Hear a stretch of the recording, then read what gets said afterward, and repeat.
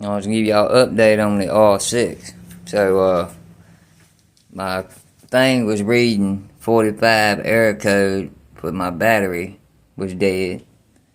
And it kept on not cranking because of that code. Well, I figured out how to wipe that code off, and it ain't resetting. All you do is unplug the voltage regulator, and it should crank right up with no issue, just like this.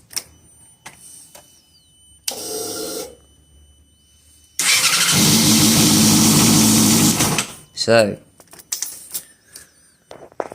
that's a problem solved on that, but now I gotta change this out because it's not gonna run without it.